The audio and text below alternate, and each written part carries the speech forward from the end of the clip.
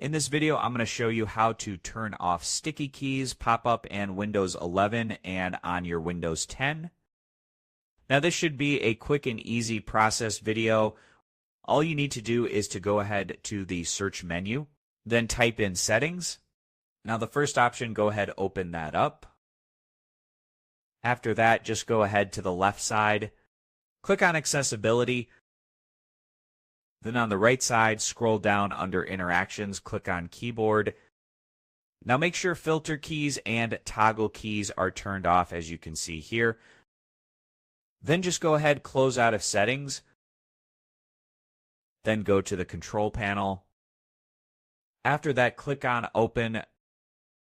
Now make sure view by its own large icons. Then click on ease of access center. As you can see now, then just scroll down. Click on make the keyboard easier to use.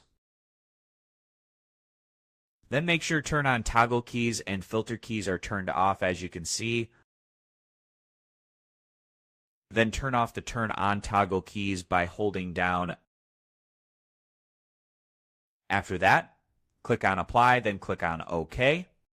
So now just close out of this window. As always, thank you for watching.